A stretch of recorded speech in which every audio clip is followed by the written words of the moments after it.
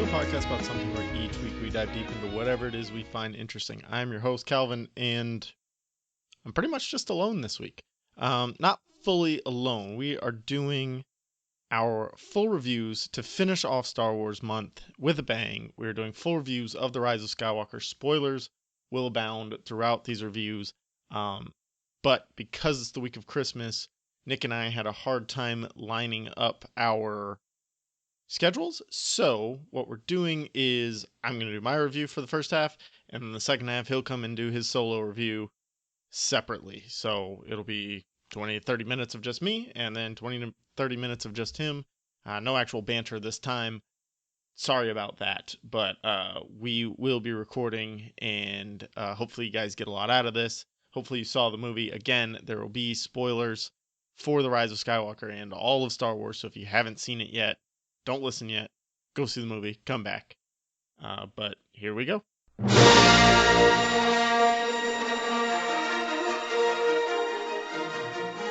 So I saw The Rise of Skywalker at 9:30 a.m. Friday morning Eastern Time. You know, a lot of pretty much right away, and I still couldn't help but be spoiled to some of the things I had. Not even spoiled, it was just hard to go into it because there was already such a discussion around the movie that started somehow like Tuesday afternoon when nobody had really seen it yet, and there's already all this discussion. A lot of people out there saying how terrible it is, the Rotten Tomatoes score is bad. I'll talk about all that kind of when I get to it. But really, to start this, I've got to start at the end because the last 45 minutes of this movie were nearly perfect. I've got one little quibble that I'll get to when I get to the last half of the movie. But other than that, I couldn't imagine any better way to end the Skywalker saga than what J.J. Abrams did with the final 45 minutes of this movie. Now, having said all that, the first half of this movie was rough. It was kind of interesting to jump right in and see that Rey had grown since The Last Jedi, kind of mirroring what had happened with Luke when we came on to Return of the Jedi.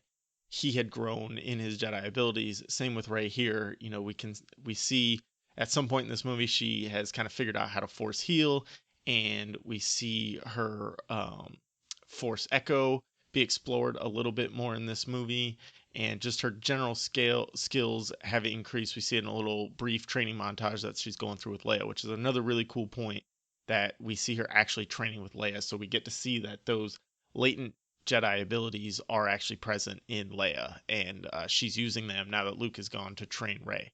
I don't think I really have issues with the content of the first half of the movie. Everything that was happening felt like it needed to be there or made sense. Everything that actually happened made sense for the movie. My issue just kind of lies in the flow of the movie. You know, we start with Kylo Ren ravaging through a village, which we later find out. Well, we don't actually find out in the movie. We've found out since the movie came out that this was on Mustafar. So he's going through this village, just mowing people down. He's trying to get the Force GPS that will lead him right to Emperor Palpatine, who has resurrected. And the opening crawl was really weird.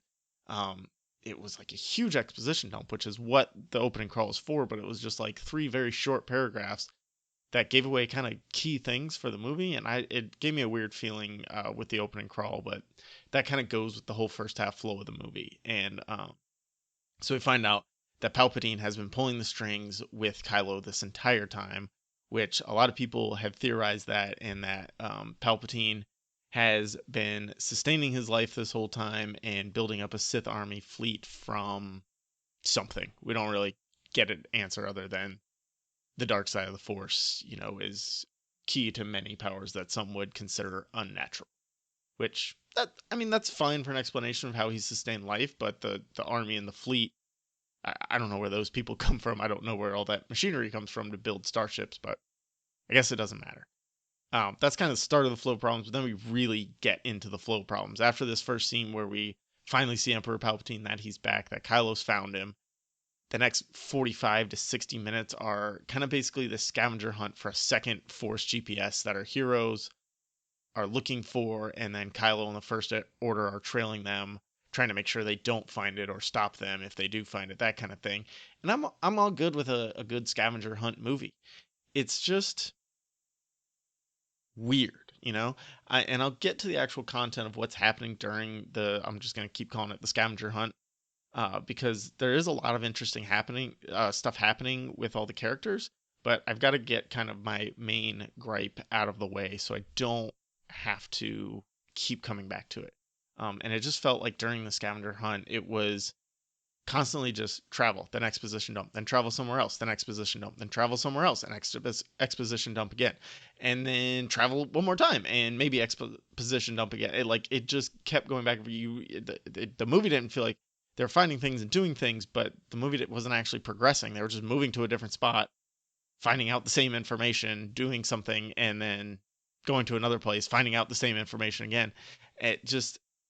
It did not feel like it was getting anywhere, and it almost felt like the last installment of this trilogy left a lot of holes in the original plan, and the first half of this movie had to be spent patching all those holes. And what we got felt like 2 movies worth of exposition crammed into the first half of this movie, which isn't fair to this movie. And I've been on record that I love The Last Jedi. I love everything that it did, and I still hold to that. It didn't necessarily ruin anything that's going on in The Rise of Skywalker or in The Force Awakens. I just think when you put The Last Jedi with what it is in the middle of The Force Awakens and The Rise of Skywalker, I don't know that it fits anymore. Um, I probably won't watch The Rise of Skywalker again until next year sometime when it's out on home video. I'll do a full sequel trilogy rewatch and kind of see how it all fits together. Even though I did it now, but it was hard going in with expectations and things like that to really focus strictly on what I was seeing and how it tied to everything. So I think sitting down with focused mind and watching these 3 movies together will give me a better idea of how it fits. It just doesn't feel, while The Last Jedi is a great movie, it doesn't fit in with these other 2 movies. And I think J.J. Abrams had a plan, and where The Last Jedi, it didn't fuck up this overall plan. It definitely made it harder to get back to the original plan, and you can feel that in the first half of this movie as they're just jumping around over and over again. And that's my biggest and pretty much only complaint about this movie. So now I kind of want to jump into what's going on during the scavenger hunt, what we see out of the different characters, and what that means for them in this world. We get throughout this movie a look at the Knights of Ren. They don't really do much. Like, I was excited to see the Knights of Ren, these badass force that came with Kylo Ren over to the dark side, left Luke, and they just kind of like patrol. They're just pretty much glorified patrollers, and then Ben Solo later takes them all out by himself. They don't. I mean, they capture Chewbacca at one point, and that's really it. We see that along with the Force Echo ability that Rey's already seen throughout the last couple movies, and we also see in Jedi Fallen Order pretty deeply that because it happened in Jedi Order, it now makes sense that that's what Rey's experiencing in the same way. It's just better explained in Jedi Fallen Order. We also see that she can use Force healing. Shout out to Baby Yoda. We see that it's same thing in The Mandalorian. We see Baby Yoda Force healing something less than a week before this movie comes out, and now Rey has found the secret to this ability as well.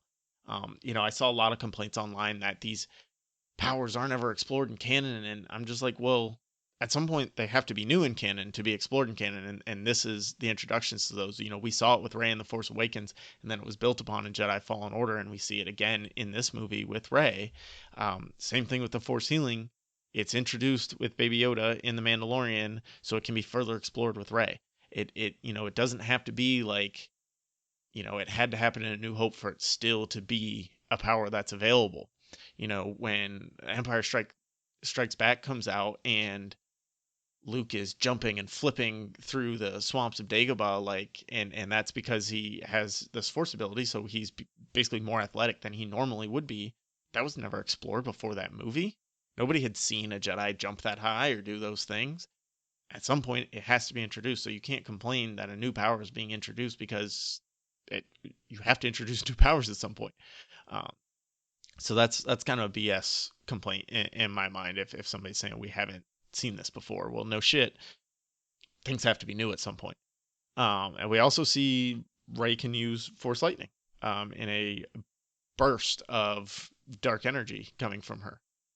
When that she thinks that Chewbacca has been taken prisoner, she tries to pull the starship back down to the ground, to make sure that the First Order doesn't leave with Chewbacca, and Ben Solo or Kylo Ren is there trying to basically push the starship back into space to stop her from pulling it back, let them get away, and she gets kind of overtaken with rage, trying to not let Kylo Ren break what she's doing, and Force Lightning comes out and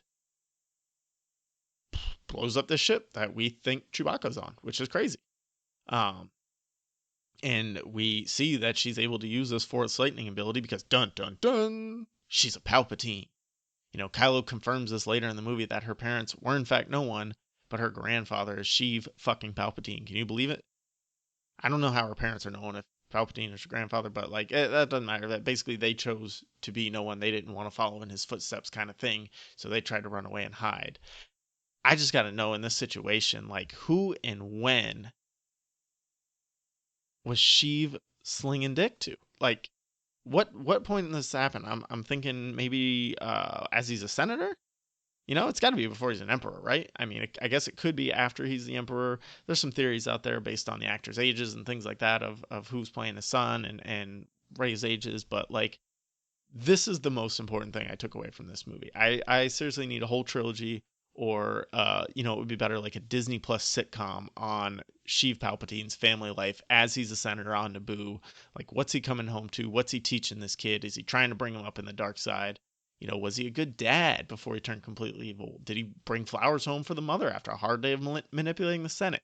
Like, I need this in sitcom fashion. I think it would be hilarious.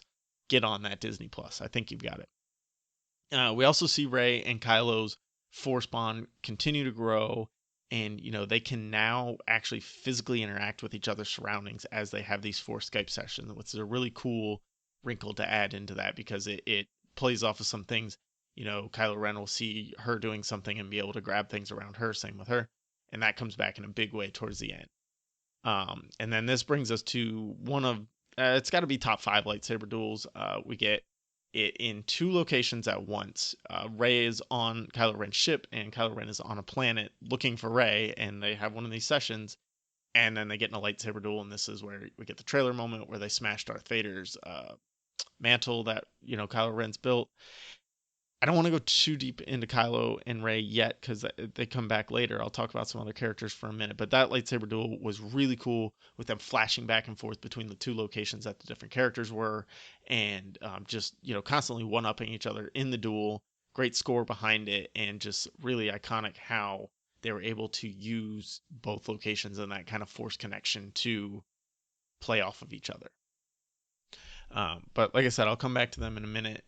We learn throughout the movie that Finn is actually force sensitive, as well as a bunch of other First Order traitors that are now hiding out on Endor. Basically, all these conscripted soldiers had this feeling that they didn't they basically buck back against the conscription, right? And through context, we learn that this is because they're force sensitive, that they were kind of able to fight that. And this is another big question that I've seen out there in the world since I saw the movie was, there's a moment early that Finn and Rey and Poe think they're about to die, and they're not because it's, honestly, within the first hour of the movie, the 3 main characters aren't going to die. But Finn kind of says, Rey, I need to tell you something. And they get sucked into this quicksand, basically, and he doesn't get a chance to say it. And it's kind of left out there of everybody keeps asking, oh, what are you going to say? I'll tell you later. I'll tell you later. And it comes back to that he is force sensitive, and like he knows that now that he's spent more time with Rey, he knows that that's this feeling that he's always had is the force telling him the right thing to do. And he's finally like opening up to that and following it. And he meets these other basically refugees on Endor who, were being trained to be First Order stormtroopers and left because they had the same type of feeling. And we get through context that they're the same. They had the same type of feelings basically, and a lot of people didn't get that. What did Finn need to tell Rey? And like it's right there. It's all there. You just sometimes you got to pay attention. They can't answer verbally every question that comes up. You got to be able to pick up things from context. So that is a big thing that happens with Finn. And this is probably something else that it fell off in The Last Jedi, and it had to be brought back kind of heavy-handedly in this movie. They keep going back to Finn saying, I have a feeling, I have a feeling, I have a feeling. Rey quote unquote dies for a minute, and it kind of goes to him, gives him that same look that Leia had when Han died in The Force Awakens, and then he knows she's alive later because he has a feeling, and he just keeps repeating and repeating that he has these feelings about things, and like you connect that to, okay, well, he knows he's feeling these through the Force, and it felt really heavy-handed to me, but apparently a lot of people missed it, so what do I know? Rose gets pushed all the hell the way to the sidelines. Like she is barely in the movie. She's got maybe 4 scenes. And I don't want to give credit to all the trolls and saying like that they did this because of all the troll pushback on her character. I just feel like maybe she wasn't one of J.J. Abrams' characters and he had trouble kind of finding a way to fit her into the story. And I know he could have written more for her to do, I just like I would hate to think that the trolls won in this situation and got this character pushed to the sidelines. But maybe that's what happened. I'm hoping it's not. I'm hoping they just didn't have somewhere really to fit her. That's like, I mean, Boba Fett was a fan favorite after Empire Strikes Back, and then he got killed within the first 10 minutes of Return of the Jedi. So that happens with characters. There's not room for them for all these characters that are introduced sometimes. She at least didn't get killed off. She just was, put on the sidelines, got to say things every once in a while. Poe, he gets a little bit of growth. We learn some of his background. He was a spice runner and worked closely with Kerry Russell's character, which I don't remember the name of the character because we did not get enough of that character either. That was really great. It felt like a lot of these new characters were introduced and they were really just introduced so we could have a potential spinoff. I could really see at least a spinoff with Kerry Russell's character and this little alien that she worked closely with. Maybe even throw Poe in there at least a little bit, as well as like a spinoff Disney Plus or their own set of movies for the First Order refugees that they found on Endor, and you can throw Finn in there. So it seems like we got a lot of things that were just thrown out there. See how people respond to them. Let's see if we can make a spinoff out of these. We get a new droid, Do. He's pretty cool, but again, super underutilized. Leia, we got we got as much as we could hope for from Leia. With Carrie Fisher's passing, there's only so much, that they can do with already filmed footage and, digital remastering, that kind of stuff. It's no Paul Walker and Furious 7 level of involvement here, but we do get a lot of character growth for her. We see that she's taken up the mantle of training Rey, which is really cool that she's tapped into her force ability and willing to train somebody. We also get a very brief glimpse into her own training with Luke and kind of why she stopped training. And then we get this connection between her and Kylo Ren and just a lot of good nuggets of being a general and, training Jedi, all those things. They did a great job with what they had. It's just hard when that an actor dies before you can actually film a movie, and you have to deal with the fallout from that, but still include this monumental character. And I think they did as good as they could with that. So coming back to Rey and Kylo, they actually come back together when Rey finds the other Force GPS, and it's on the ruins of the Death Star in Endor, and it all comes to a culmination and they battle atop the ruins of the second Death Star. She and Kylo do, after he crushes the Force GPS, and because he has the first one, he says the only way you're getting there is if you come with me, because Palpatine's tasked him to kill her, and instead of killing her, he says, no, let's us go together, we'll kill him and then we can rule. Which that's classic. Anakin did the same thing with Padme, he did the same thing with Luke. Like, that's always what the Sith are doing. They're going to overtake whoever's ahead of them. So that's what Kylo wants to do here. And then this also leads to Leia's final scene. She reaches out through the Force one last time to Ben Solo, trying to bring him back to the light. And then something kind of confusing happens here. Rey and Kylo are having their duel. He stops a little bit. Rey actually ends up with both lightsabers, stabs Kylo Ren in a way that would kill him. And at the same time she stabs him, Leia dies back, at the Rebel base.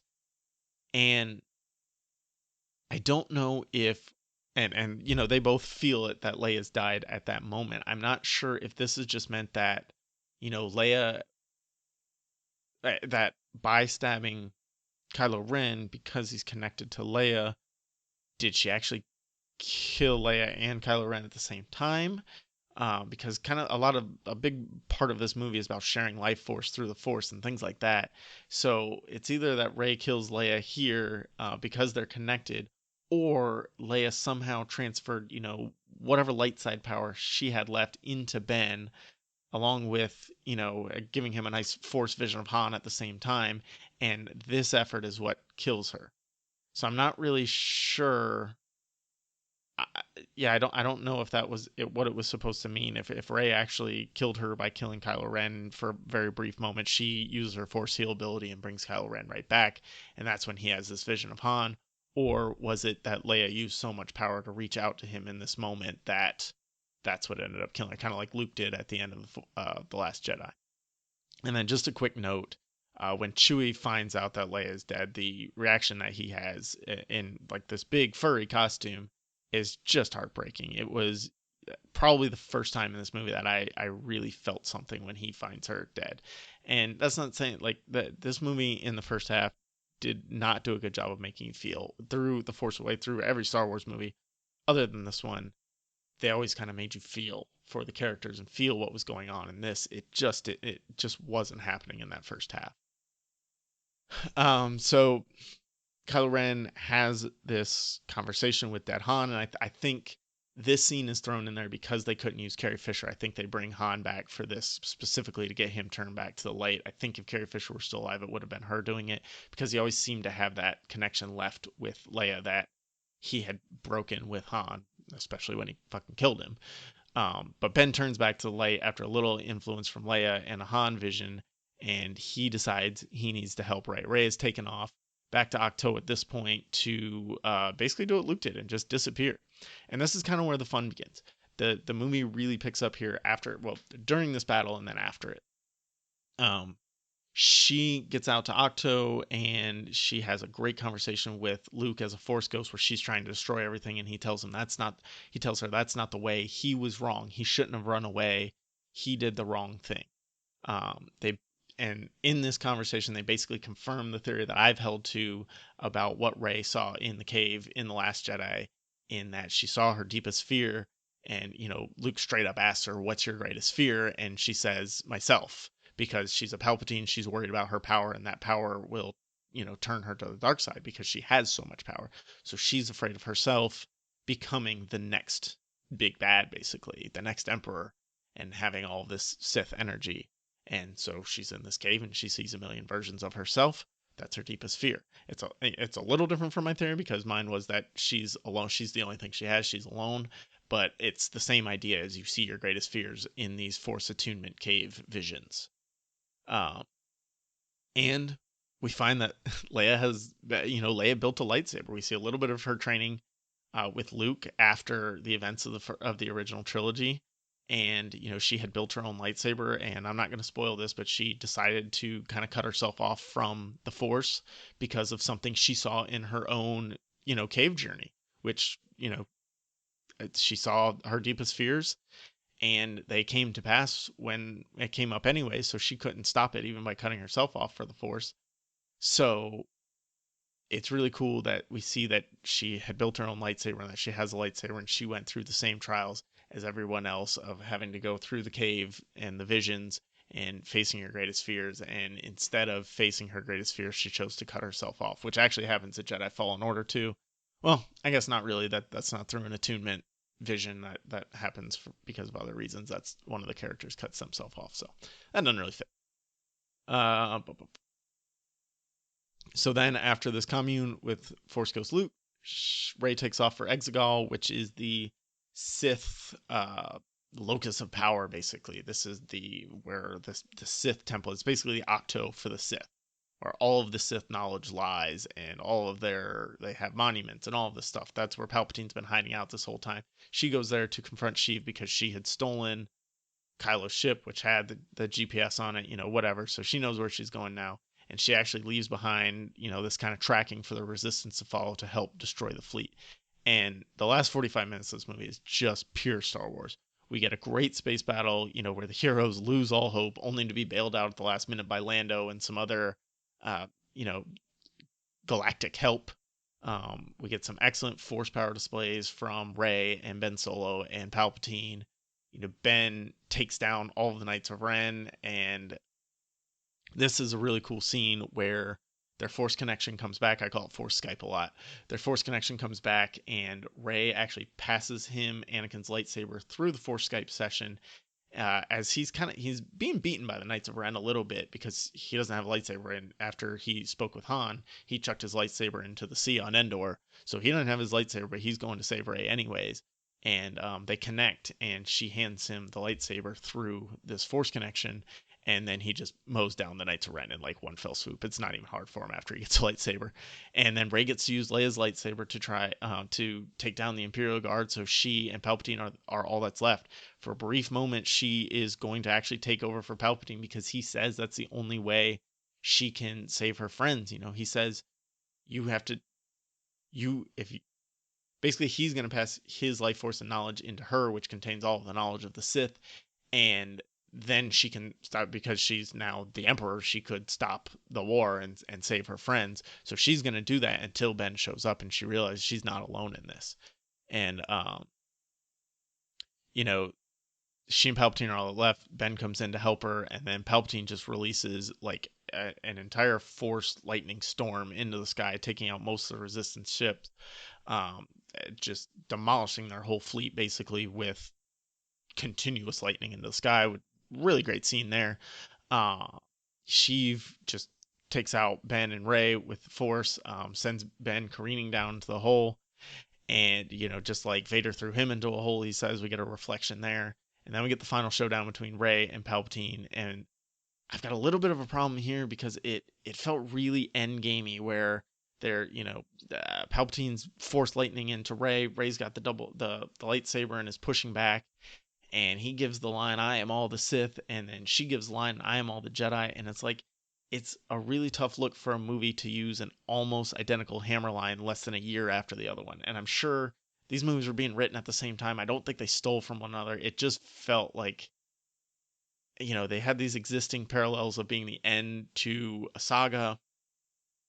It was just a tough look for the movie to pull that almost identical line. But the Final Order is defeated. We get celebrations across the galaxy. I just hope they set up a system of government that, can't be toppled by a single manipulator now. Like, let's really think about the kind of government we're going to run, because they haven't been doing good in the past. We get one final scene of Rey returning Luke and Leia's lightsabers to Tatooine. She basically goes to Luke's old home, and the last scene is she buries their lightsabers in the sand, and then she brandishes her own lightsaber, which appears to be built from her staff. It doesn't look like it's a staff, but it's built from pieces of her staff. And somebody walks by and asks her name, and now she's claiming that she's a Skywalker, as Luke and Leia, as Force ghosts, look on, kind of approvingly telling her like it's okay. And along with looking like it was built from her staff, the lightsaber blade is yellow. And if you listened a couple weeks ago on our episode about lightsabers, you'll recall that yellow kyber crystals are basically guardians of the Force, the sentinels of the Jedi Temple. They are trying to preserve the Jedi way, and that's her that seems to be what her role will be going forward. Ben had gotten his redemption. He, with his dying light, saved Rey from death, which I was always assuming this happened. Ben just didn't end up making it out of the movie. I thought they would, go forward together, building a new order, but he used his last life force to revive Rey.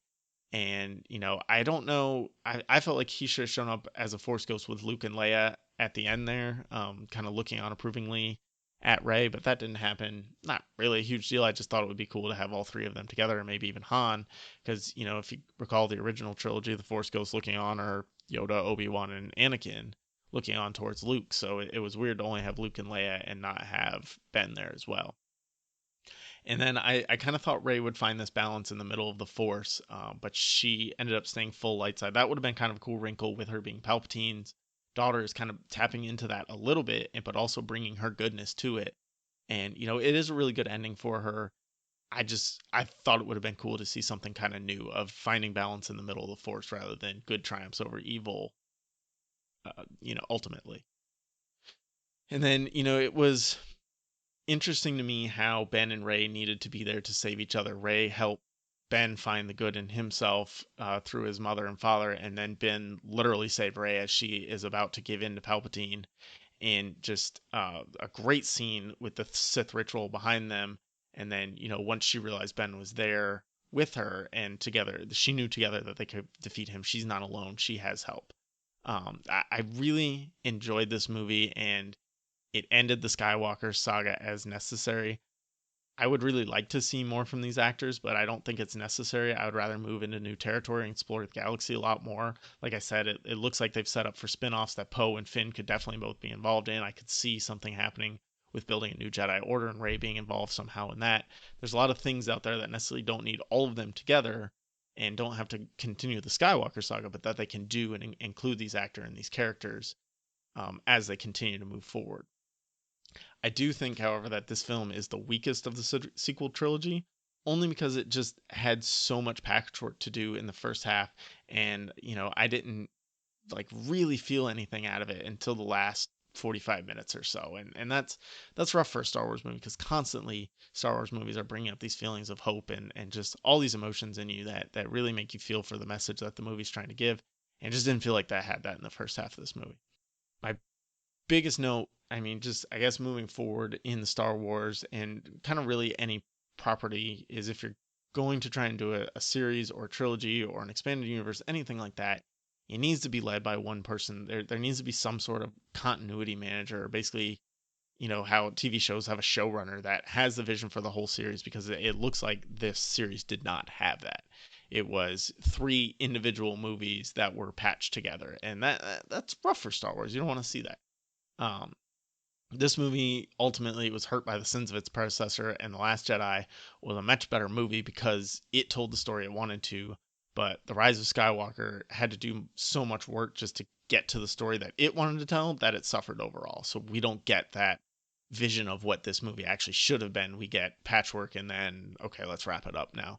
And I'm a little sad that this is all part of my initial thoughts and I couldn't just love it for what it is like every other Star Wars movie.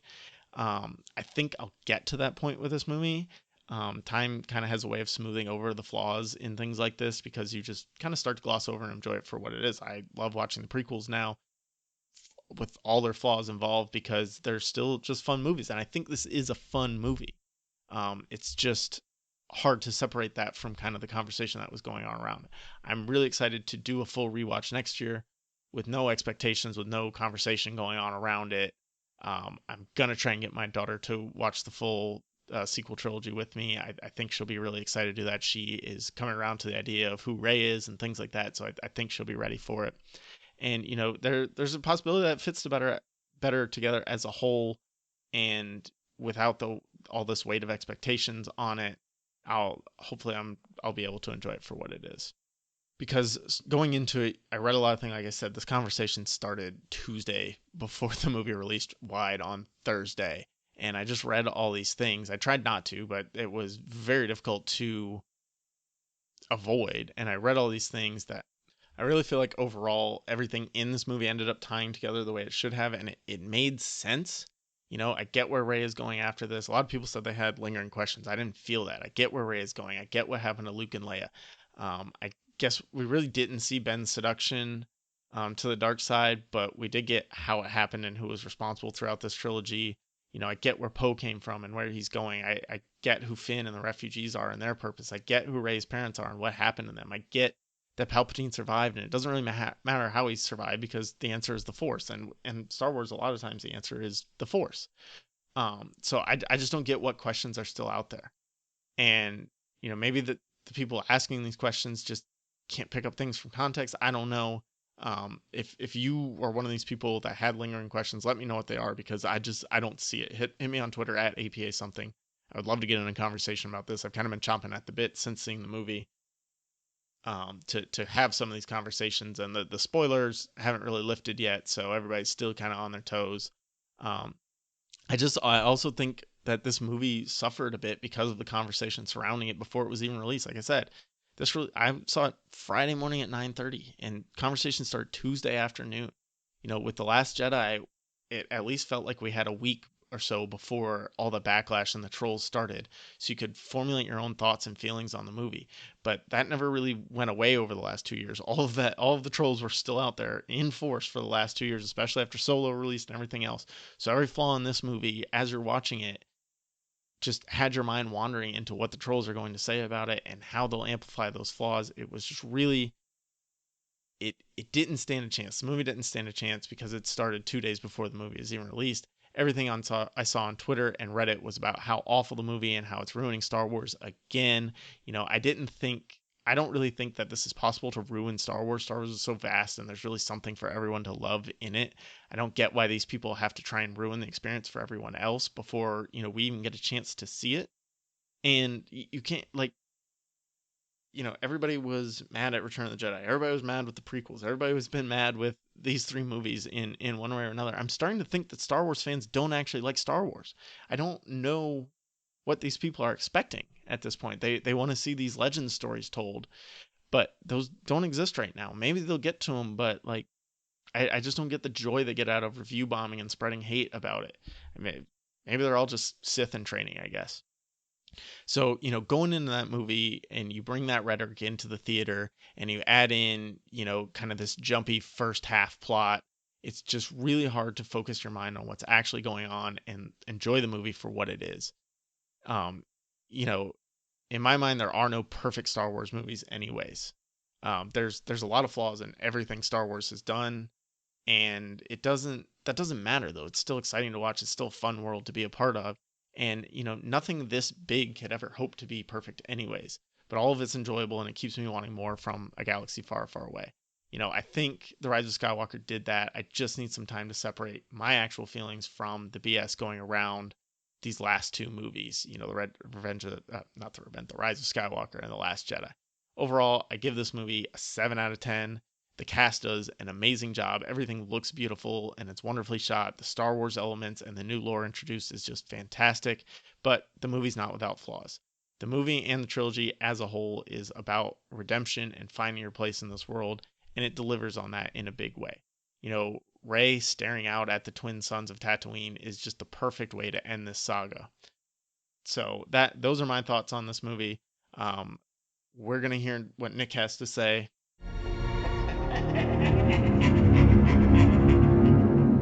Hey everybody, this is Nick with a podcast about something, and I'm here to talk about The Rise of Skywalker. Let me just open by saying,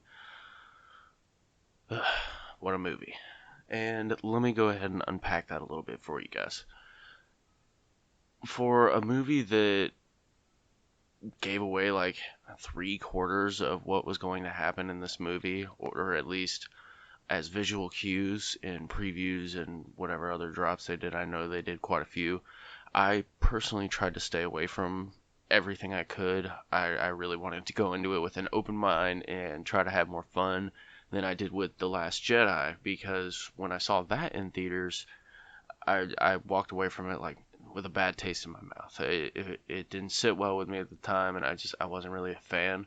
I have become more of a fan as I've watched it two more times since then. Um, so I really just kind of wanted to have fun at a Star Wars movie. I've been having a ton of fun with The Mandalorian. We've obviously been doing Star Wars Month on a podcast about something. So I've been in Star Wars mode, and no matter how hard I tried, I had a rough time having fun with this movie. There were moments that were extremely fun. From the opening with Kylo Ren, which I thought was really neat, going on a hunt for Emperor Palpatine, which I thought, really come on, Palpatine's, but I had heard his voice in the trailer, just like everybody else, and I really just was not a fan. I didn't find the exposition was very fitting, and from there it is just like a rocket ship blasting you off into space, and you have whiplash the entire movie. And before I could really digest anything after that scene, it kept going from scene to scene to scene to scene to scene. It bounced around banana land crazy. I'm not gonna give a straight review of this movie. I'm gonna kind of go over the gist of it. I'm assuming you have watched this movie, if you are listening to this. So we open the movie with Kylo Ren whooping ass in a crazy on fire landscape. Had me at the word boo. It immediately opens the gate, visually stunning, with a character that I think everyone is wanting to see how they progress throughout this story, especially with how his character was left at the end of The Last Jedi. He's on the hunt for the Wayfinder, so obviously he's looking for Palpatine at this point. He finds Palpatine pretty quick. That was kind of my first instance of how quickly this movie would jump. He goes from finding this to finding Palpatine very quickly. Little exposition. They are not focusing on the hows, just the hows or the whys, just the facts. Like they're not focusing on how he's gonna get there or what happened in between those time frames. Just that he has to go through a scary red field to get there. Um, so he finds Palpatine. Palpatine looks like shit. He somehow survived his fall, which they don't explain, and is being kept alive by basically machinery. We learn that Snoke was a clone the whole time, and whether or not the Snoke we dealt with was the original or a clone of the original, we don't really know. Then it jumps to Poe and Finn and Chewie on the Falcon, and they're playing chess. And this was one of my favorite points of the entire movie. Anytime Poe and Finn interacted throughout this movie, it was good. It was something where their chemistry was great, their dialogue most of the time was really, really good.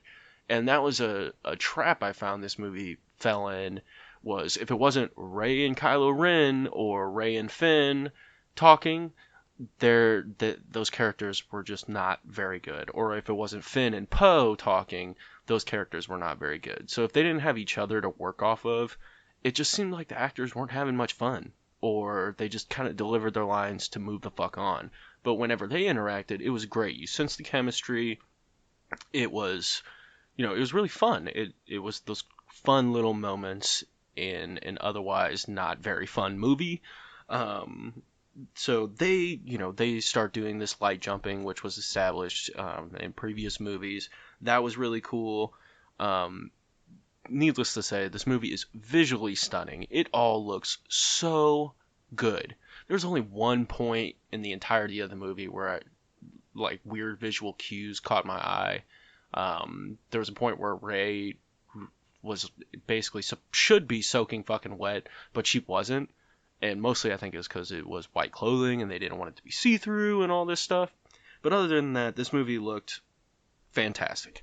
Jump to Rey training under Leia, who she refers to as Master, which there's another information drop that they really don't explain till later in the movie. So you just kind of have to roll with it. We also get another instance of Rey and Kylo connecting, which they further explain in the movie. This like dual spirit of the Force inhabits both of them, and they're possibly like the same person.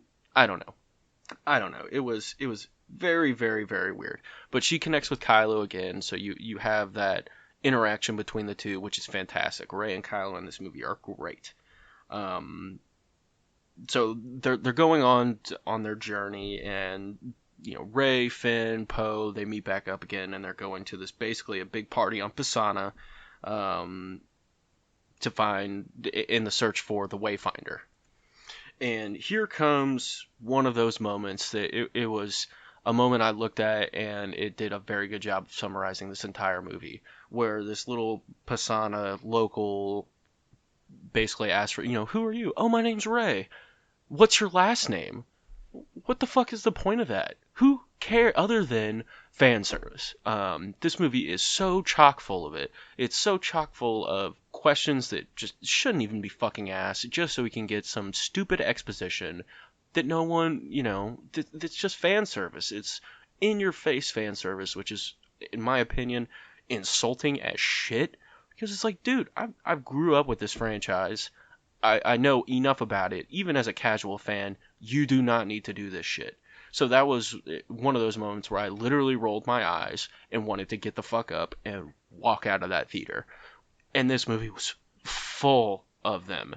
It was bananas how much of this fan service bullshit J.J. Abrams crammed in there.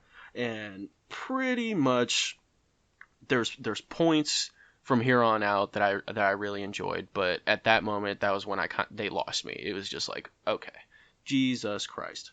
Um, so a lot goes on basically while they're trying to find the Wayfinder.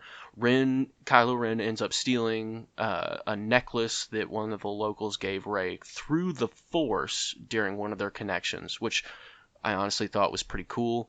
But it was another one of those moments where it was like, hey, let's focus the camera on the necklace. Pay attention. This will come in handy later.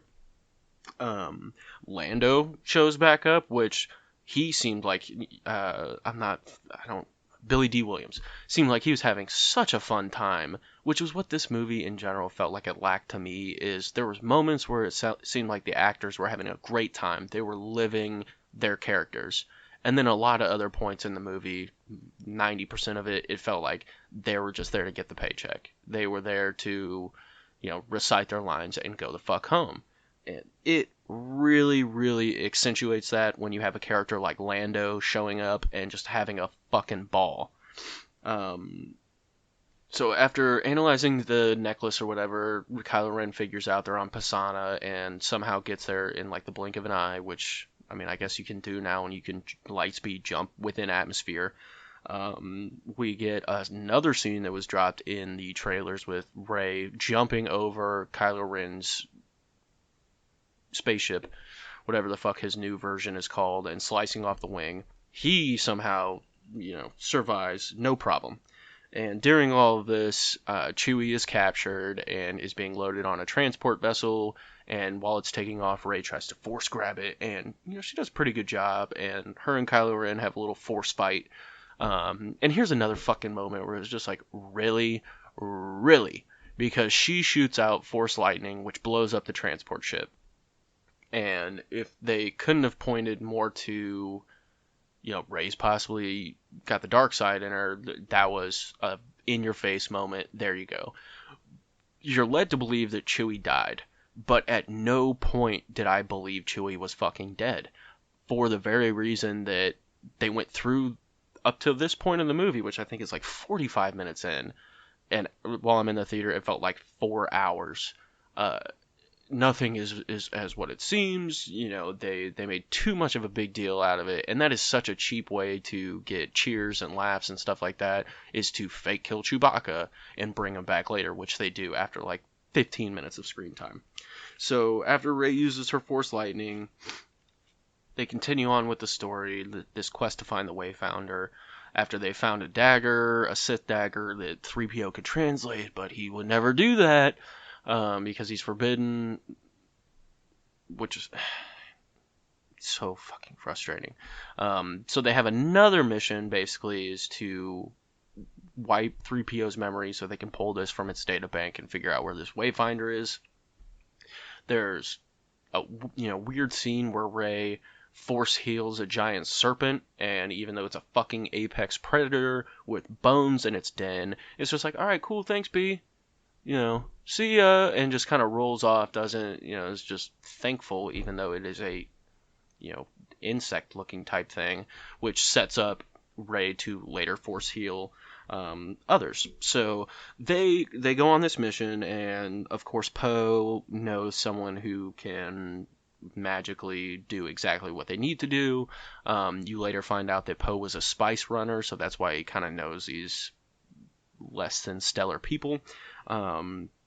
We meet Frick, which Dobby Frick, I don't even remember his name. I'm sure I could look it up, but I personally don't want to show this movie any more attention than I have to. He's a fun little character, but one I felt like was put in just to sell action figures, kind of like the Porgs. Really don't serve an overall, purpose for the movie. Like, I guess he's there to unlock 3PO, but I don't understand how a creature that can barely speak a language, seems scatterbrained, and is, an eighth of the size of everyone else on screen, is that important. It's just an action figure grab in my opinion. Um, they get 3PO hacked and basically learn, they get the translation and learn what they need to. They realize they need to get on this final order command ship, and lo and behold, Poe has a friend with a command coin, so he can get on the ship without being noticed, which is just like, oh, fucking how convenient. Once again, everyone we're focusing on in this movie is somehow perfectly connected to make this all work. It felt so minimal on a galaxy-wide level, if that makes any sense. It took the focus away from this is a intergalactic conflict and there's different players throughout, but somehow, 12 people magically came together to save the day. Um, they get on the command ship, and what do you know? Hux is the mole, basically. Which, here's another point where I damn near got up out of my seat to leave. They I could feel it coming when they're about to be shot. Hux kills the stormtroopers and then looks at the fucking camera and goes, "I basically did this so Kylo Ren wouldn't be the best." Are you fucking serious? Are you kidding me? That's the explanation we get why you're the mole? You hate the resistance. That is the stupidest thing I've ever fucking heard. And why would someone at the level of General Hux not just kill Kylo Ren in his fucking sleep? You could do it. You could figure it out. You're the First Order. Shoot him in an escape pod. I don't know. He's just one guy, and he's not invincible, evidenced by the fact that he dies later on in the movie. They find they need to go to the moon of Endor. Rey ends up finding the Wayfinder in ruins of the old Death Star. This is not the same moon of Endor that we've seen in previous movies. This is a different moon, is what I understood at least. I did enjoy Rey's time as kind of her, back to her scavenging roots as she's jumping around looking for the Wayfinder in the ruins of the Death Star. I really, really enjoyed the aesthetics of these scenes. I thought it was great how much detail they put into the degradation of the Death Star, the degradation of armor, how much of it had really just been left there to rot. While she's there, she sees the bad version of herself that we all see in the trailers, and we get a moment where she kind of Bilbo Baggins and gets the sharp teeth and, all that stuff. I knew it was coming because of the trailer. It's like, okay, well, this is the only point in time that would make sense. I don't think that they're going to exclude it from the movie, which would have been the wise decision to make and find a different route to go. But of course, it's in there. Kylo Ren shows up and him and Rey fight, which is the best lightsaber fight of the trilogy. We did see pieces of it in previous releases, but without it kind of chopped up, it definitely lended itself to being more of an epic fight. So, best lightsaber fight of the series. I wasn't the biggest fan of how much, quite how acrobatic Rey was. Like, I know that they're kind of pushing back towards that, but she's jumping like 30 feet in the air and superhero landing. I understand it's a fantasy story. Let's basic it in some sense of reality. Like, unless she is just an absolute monster at controlling the Force on the level of Palpatine, how are these impacts not fucking shattering her? She's an 80-pound soaking wet young woman. I don't understand it, but I have to suspend disbelief to enjoy this movie. Leia is somehow force sensitive enough. Like, we learn that she trained under Luke. Basically, she was at the point of becoming a Jedi Master and felt the Force told her that something bad was going to happen. And I understand that this is not super explanatory, and if you need more depth, I recommend going to YouTube. But she ended up giving up the ways of the Jedi, or at least giving up her training, because of her role in the later, downfall of that society. So she basically gives up her life force to distract Kylo Ren, or save Kylo Ren. I didn't really get it. It was more like, oh hey, I'm gonna distract my son just enough so Rey can get the upper hand. This adoptive daughter that I've come to love. So he is stabbed by Rey, and she force heals him. So she gives a bit of her life force to save his life, which is like one of the first moments that we learn in canon that that's possible outside of the Mandalorian. So we later they didn't also necessarily explain this, but Han Solo comes back because Kylo is very fucked up in the head at this point. He's freaking out because that love that Rey showed him, or that the love that she imparted upon him by saving his life, is definitely messing with his emotions, as well as that like close forced proximity of his mother. So Han shows up as like a vision or a force ghost, and this is one of the most touching moments in the entire saga, 9 films. Is it plays out exactly like it did in The Force Awakens, but Adam Driver is such a tour de force in this scene where he breaks and he calls Han Dad, and holy shit, that hit me right in the feels. That was something that I absolutely loved. I loved the full redemption of Kylo Ren, but I didn't necessarily love how they went about it. Um, Rey ends up retreating to Luke's island. She's gonna basically give up her life and just go with the flow. She's gonna isolate herself just like Luke did. And after burning Kylo's ship, which she stole, she goes to throw Luke's lightsaber in the fire, and Luke saves it as a Force ghost. So he's done like a complete 180 from his attitude in The Last Jedi, which this movie does as much as possible shit on The Last Jedi.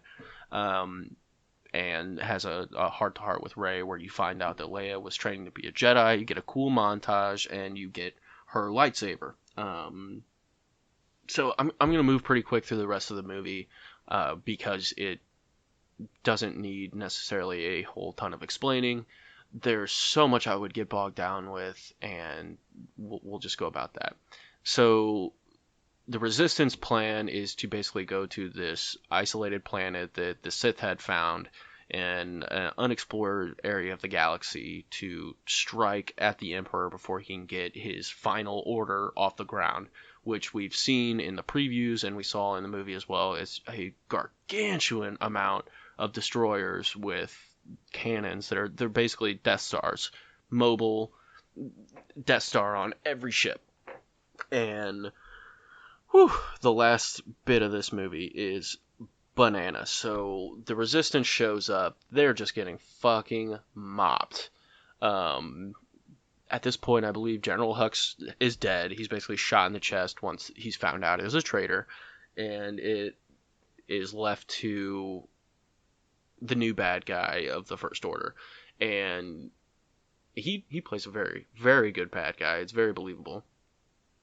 So they're getting decimated. Rey has found Palpatine, finds out she's a Palpatine from him.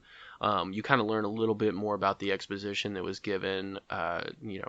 She was told by Ren that she was a Palpatine earlier in the movie.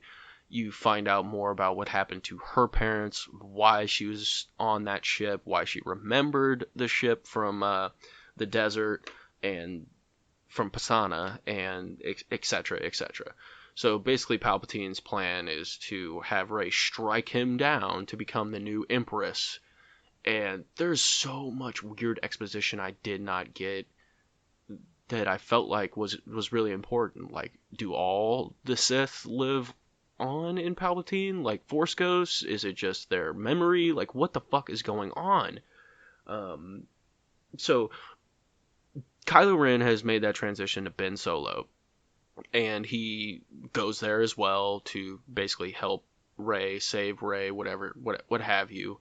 He faces off with the Knights of Ren, and they have a badass little fight. While this is going on, Rey's having her moments with Palpatine. He shows her the fleet getting absolutely just destroyed. And then, there's like some weird force teleportation for the third time in this movie. She gets dual lightsabers. and deflects his lightning that he had been, basically keeping her at bay with. Uh, Rin comes into the situation again. They're fighting, and basically Palpatine overwhelms both of them and steals their life force and kind of like mummies it. He gets his fingers back, and he goes from this decrepit mummy type thing to more humanoid thing, and then unleashes his force lightning on the fleet. So it looks extra, extra, extra, extra, extra bad. Um, and then lo and behold, he kills Kylo Ren. Kills. This is me. If you could see me now, I'm using my finger. My finger in finger quotes. And I saw this movie on Christmas Eve. It was the last showing. Uh, at this point in the movie, I was damn near checked out, and I'll get to the reasons why here in a minute. Um, but basically, Kylo Ren survives. The Lando had gone off with the Millennium Falcon and basically rounded up the entire fucking galaxy. There's every ship that's ever been seen in the Star Wars universe shows up. There's big dumb fights, etc., etc., and the bad guys are defeated. During this, basically Rey is killed and Kylo Ren survives, somehow scales this massive cliff and basically force heals her, gives whatever life force he has to bring her back. They share a wonderful smile. This is another one of those things where their chemistry is just on 10. Um, if they didn't have these scenes dotted throughout, I would have left this movie. But she calls him Ben. We see Adam Driver smile, and they share a kiss, which is super unnecessary. I thought that was really dumb.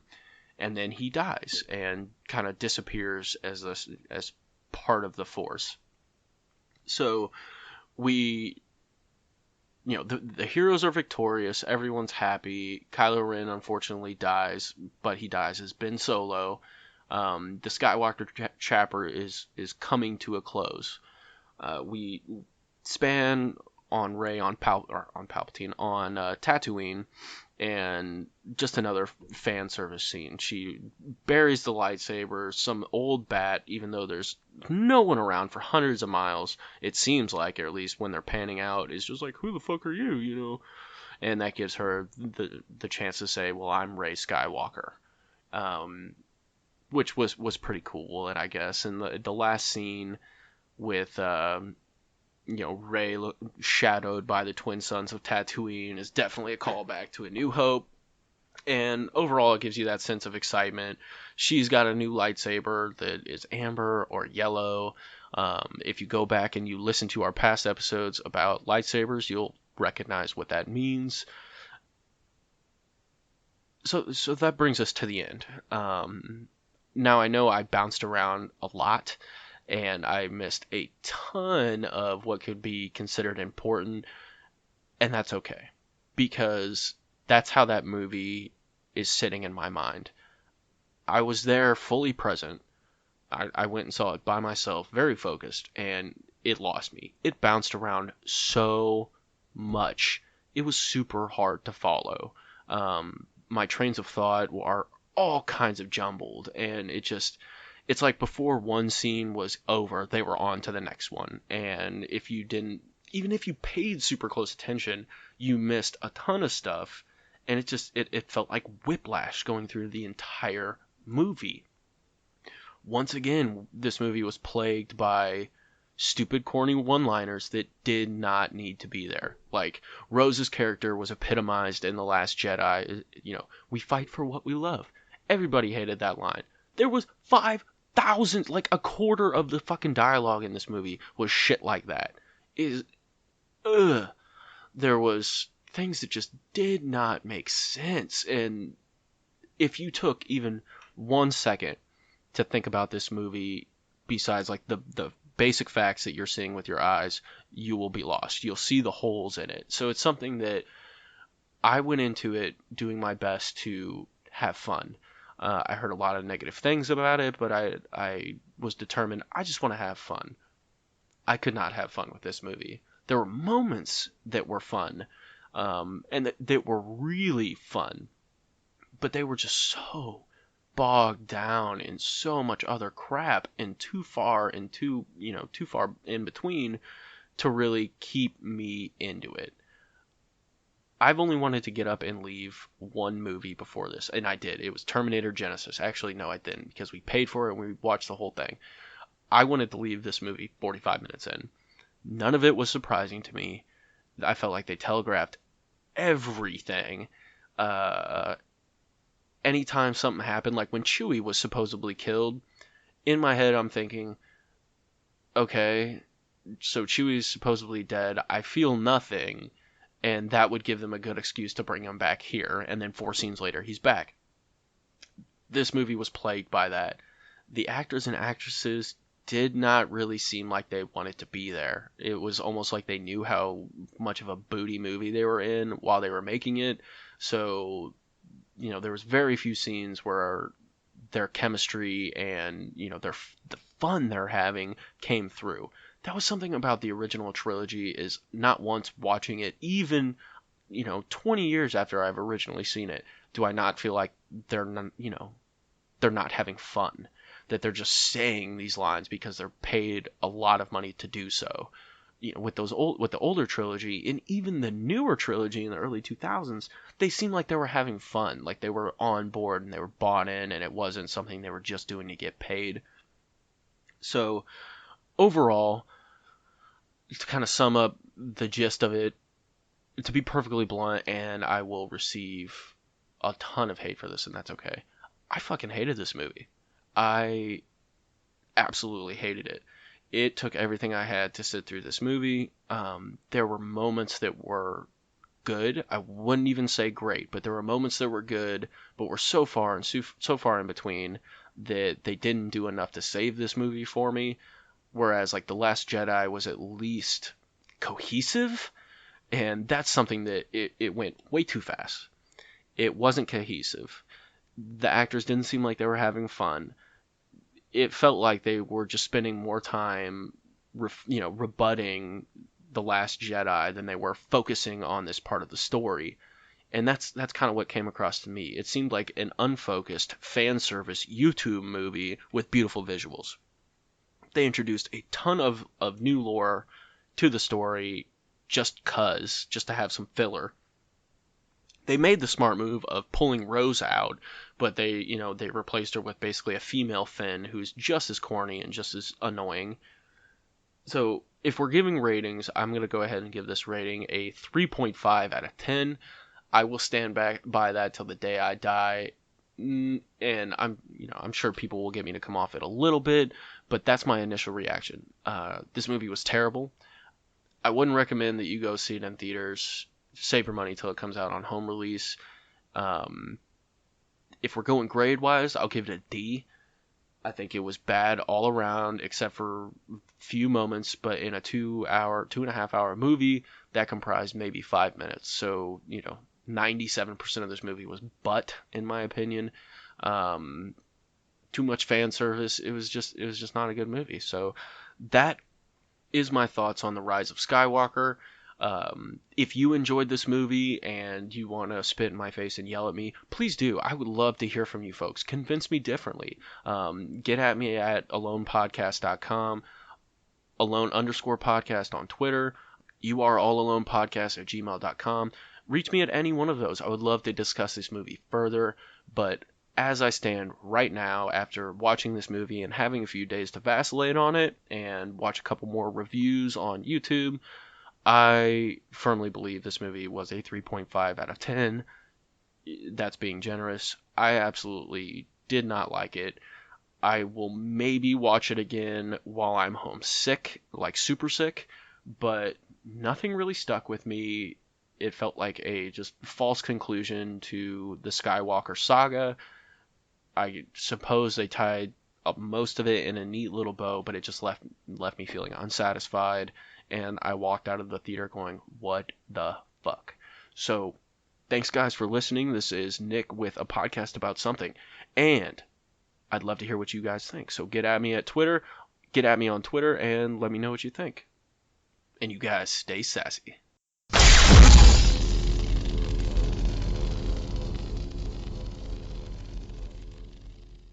Thank you again for listening. Sorry we had kind of this weird format for our last entry into Star Wars month. It was just, with the Christmas holidays, it was too hard to find a time where we both had available visiting family and all that other stuff to actually get together. But we wanted some Rise of Skywalker content for you guys. So we each did our own little reviews. As you could see, we had some varying opinions on it, which is great. It would have been really fun to kind of have some of those opinions out and discuss them deeper. But, I'm sure we'll revisit this at some point in the future. We're not done with Star Wars. We're just done with Star Wars for right now. Star Wars month, it took a lot out of us Star Wars wise, so we probably won't revisit this galaxy for a little bit. But we'll definitely come back to it some other time. I've got some things that I definitely have on the plate to eventually get back to. But I had a blast doing Star Wars month. I hope the listeners did as well. I know Nick did. It's been really great to just really dive deep into all these different facets of Star Wars. And now we're going to be on a little Star Wars detox probably for a little bit. So thanks for listening. Thanks for hanging out with us during Star Wars month. Sorry we didn't have any Christmas content for you. I felt Christmas overload this year, so I wanted to do something else and overload you with Star Wars instead. For more from us, you can always follow us on Twitter at APA something and at alone_podcast. You can also visit our Patreon. That's patreon.com/podcast about something and check out all the bonus content we've got only there for only $1 a month. And then as you get into higher and higher tiers, there's some extra stuff there for you too. So check that out. Check our merch store. We should have a new logo coming soon, which will also go on any new merch. That's over at TeePublic, tpublic.com/APA something. And all of the music for Podcast About Something is provided by those cats. Stay classy.